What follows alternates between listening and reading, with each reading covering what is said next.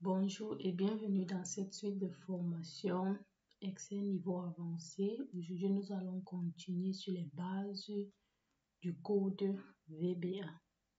On a conclu la dernière fois sur la boucle for et aujourd'hui, nous continuons avec la boucle while.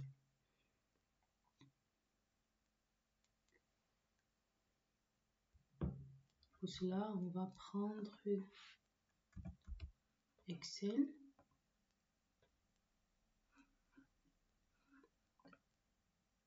On ouvre une feuille Excel. Et puis, on va travailler sur la boucle while, qui est la boucle tant qu'une condition est vraie.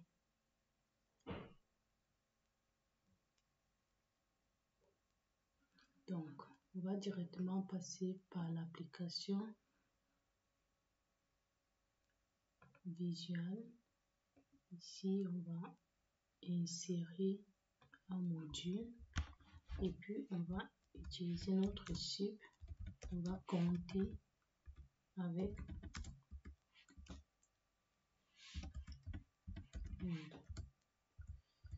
OK. Qu'est-ce qu'on va faire? On va déclarer notre variable.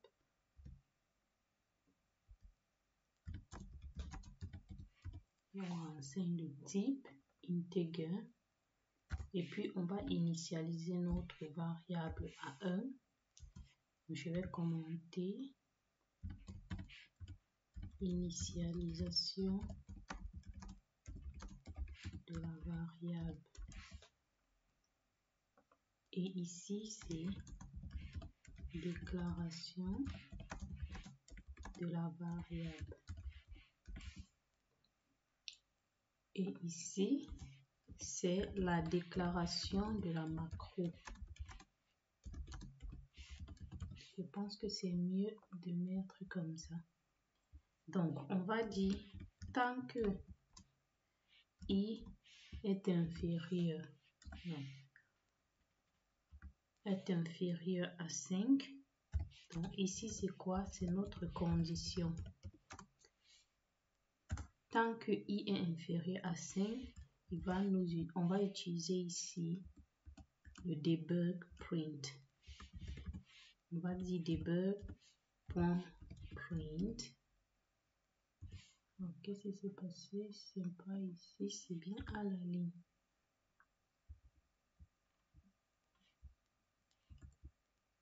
On va utiliser le debug print. Qu'est-ce qu'il va nous imprimer? Il va nous imprimer valeur et on va concaténer avec le i.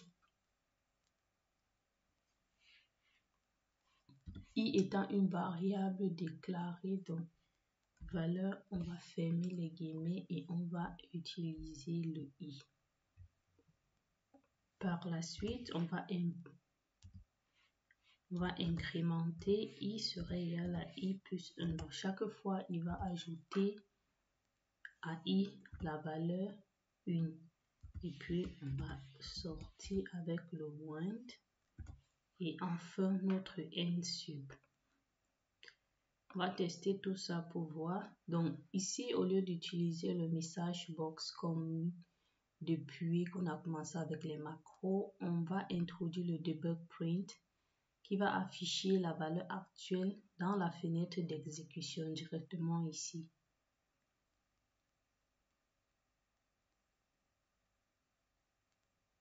OK, donc on l'a fait, on va aller dans Excel. On va l'exécuter, c'est bien compté avec while. On va l'exécuter. Bien évidemment, cela ne s'affiche pas ici puisqu'on n'a pas utilisé le message box. Mais si on revient là, on voit qu'on a la valeur 1, 2, 3 et 4. Donc, tant que la valeur est inférieure à 5, il va nous imprimer la sortie. Mais dès que la valeur est égale ou supérieure à 5, la boucle s'arrête. Évidemment, vous pouvez le faire avec le message box. Donc, on peut refaire l'exemple avec le message box. On va copier. Et puis, on va créer un nouveau module. et puis on va coller tout ça. Cette fois-ci, on va mettre 2 pour distinguer. Et là, au lieu d'utiliser le debug print ici, on va déclarer une variable message ou tout simplement, on va à ce niveau, on va utiliser notre message.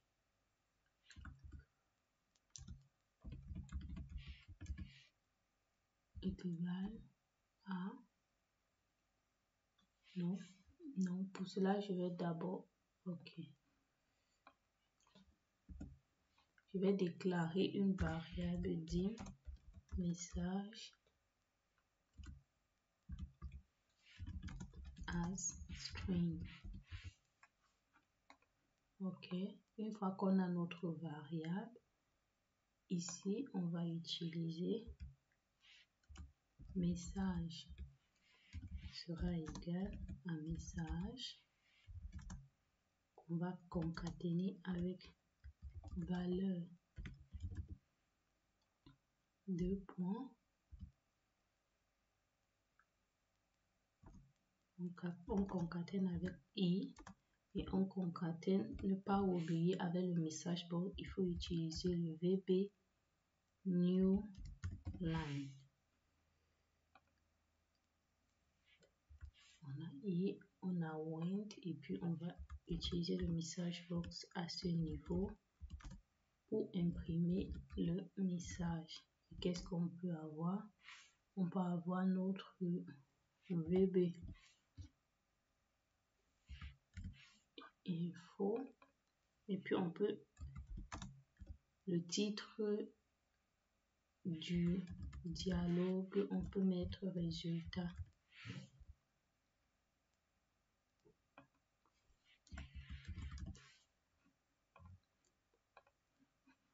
Si on revient dans Excel et qu'on exécute, on a bien la sortie au niveau de notre message box. Donc, on vient ici, en cours d'exécution, donc c'est l'erreur qu'on avait. De l'autre côté, il faut d'abord revenir fermer ceci pour pouvoir revenir de ce côté. Du coup, on conclut ici avec la boucle while. On a vu la boucle for. On a vu les conditions if, then et else.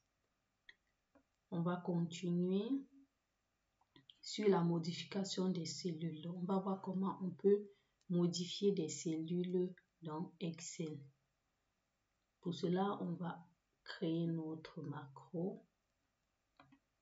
Et puis, on va dire sup, modifier cellule.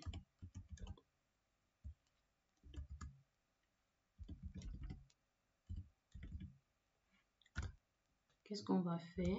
Donc, pour sélectionner une cellule, on utilise le range. Vous donnez le nom de la cellule. C'est bien. Si c'est la première cellule. Et puis, vous allez faire point pour ajouter une valeur. Point value. Et value égale à quoi? Vous mettez la valeur hello VBA.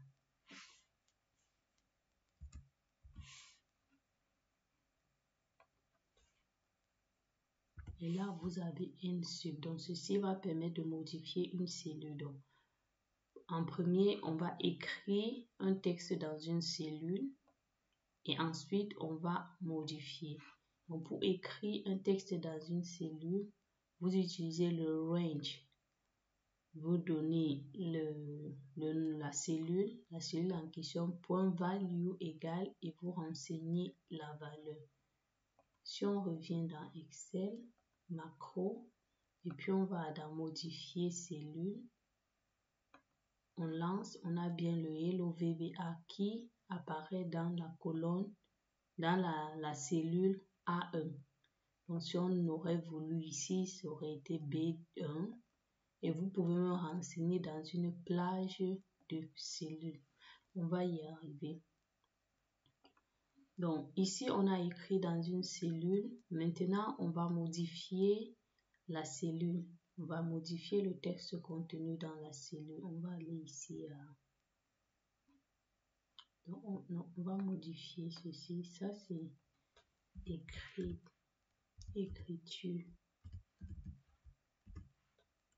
Écriture bas.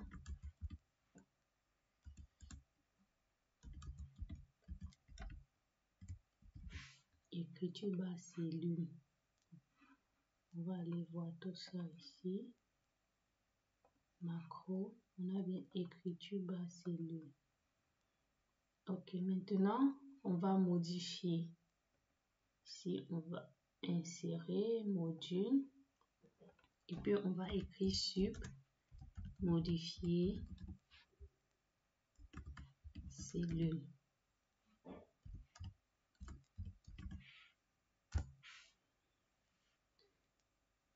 Modifier cellule. Donc, pour cela, on va utiliser cell. Et cell, on va renseigner la ligne, virgule, la colonne. Donc, on va dire dim.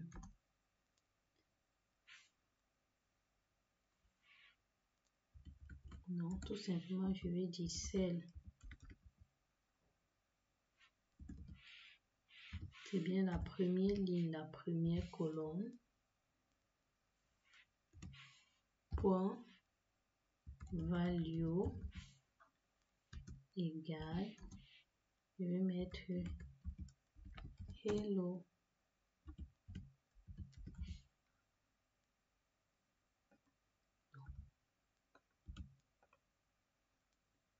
Première ligne, première colonne, on va vérifier tout ça. On revient ici et puis on dit modifier et exécuter. On a bien la modification qui a été faite. On peut revenir ici.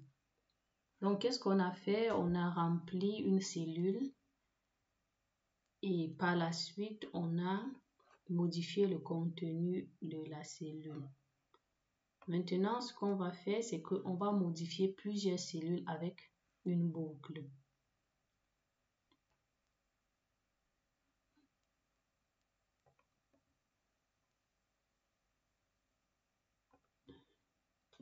Donc, qu'est-ce qu'on fait? On va dire sup, remplir une colonne.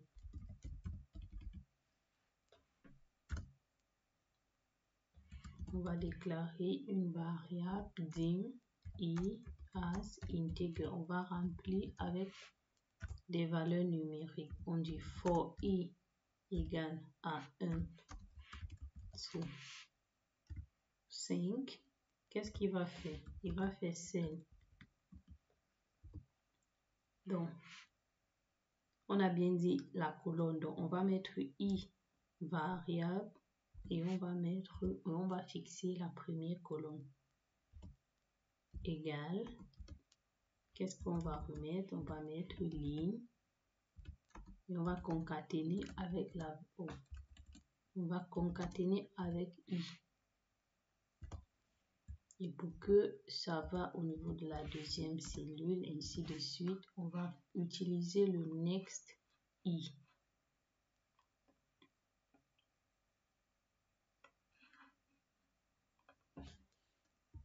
Du coup, on a tout ça. Mais comme ça pour que ce soit visible. Donc, on a fixé la première colonne. La ligne, ça va de 1 à 5. Si on revient ici et on exécute, qu'est-ce qu'on a? C'est bien rempli colonne, exécuté, on a bien. La première colonne, elle est fixe. Au niveau de la ligne, on a dit que la ligne allait de 1 à 5. Et quel était le contenu à remplir? C'était ligne concaténée avec i. Donc, chaque fois ligne 1, après à la ligne 2, ligne 3, ainsi de suite. Donc, vous comprenez que Vous pouvez créer vos données directement au niveau du code du Visual Basic. Maintenant, on va remplir les lignes. Donc, tout à l'heure, on a rempli la colonne, on va remplir la ligne. C'est juste un truc d'inversion. Ici, on va fixer la ligne et on va itérer sur la colonne. C'est toujours mieux de le faire. On va copier ceci.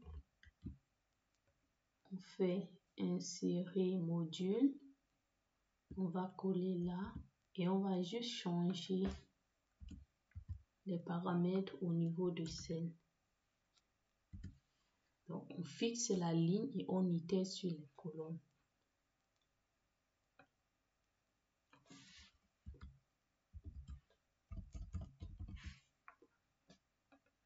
Et ici, on va modifier.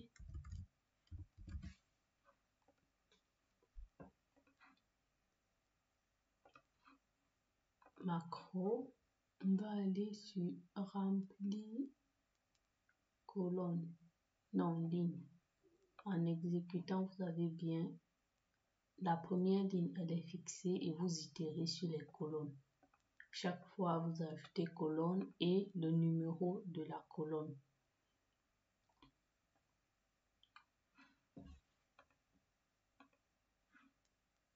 Du coup, on va continuer. On va changer les couleurs d'une cellule. Donc, on peut vraiment, ça ce sont les bases et c'est important pour par la suite pouvoir créer des codes VBA assez riches. Je dis donc, on va changer la couleur. Pour cela, on va d'abord sélectionner la cellule. Donc, on va dire, on veut changer la couleur au niveau de la cellule A1. Pour cela, on va utiliser le point. Au lieu de mettre pas le range, pas le cell, mais le interior color. Donc, vous allez utiliser le interior point color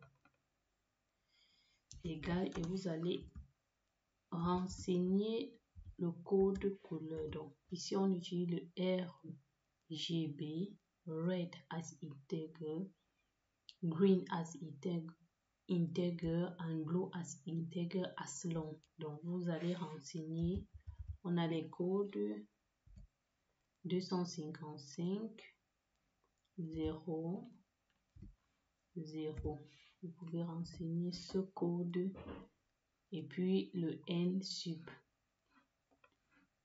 Si on l'exécute, si on l'exécute, macro, changer de couleur, exécuter, on a bien la cellule A1 qui prend la couleur rouge. Vous pouvez modifier ici avec 255. Si vous relancez, changer de couleur, exécuter et prend la couleur jaune. On verra les codes couleurs par la suite. Donc maintenant, on va d'abord continuer. On a changé la couleur intérieure. Je pense que c'est mieux de nous attarder directement au code couleur. Donc, si vous utilisez le 255.0, vous avez la couleur jaune. Si vous utilisez le... Je vais refaire comme ça.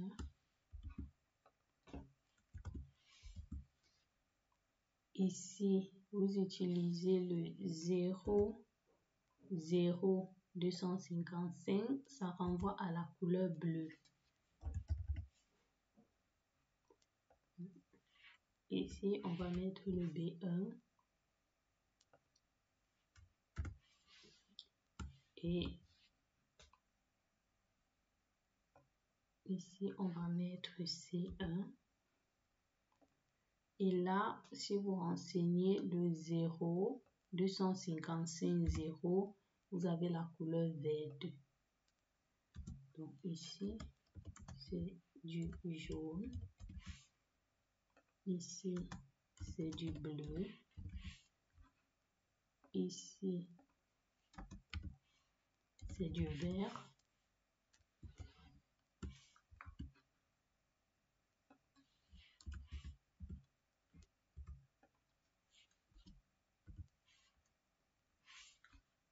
Si vous utilisez 255 partout, vous avez la couleur blanche. Donc, je continue avec du blanc.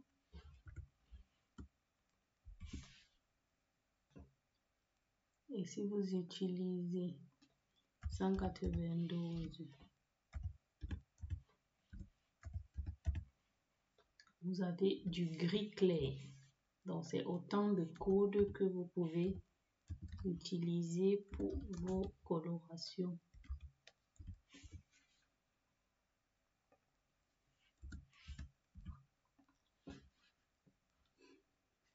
Avec bien évidemment du rouge, comme on l'a vu au départ, 255 0 0.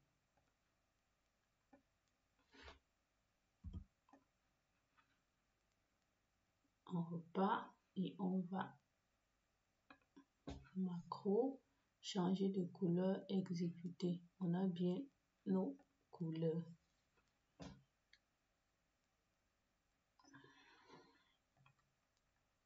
Par la suite, et on va conclure ici, on va mettre le texte en gras. Donc, on va mettre le texte contenu dans la cellule A1. On va mettre ce texte en gras. Pour cela, qu'est-ce qu'il faut faire? Vous revenez là. Vous créez un module.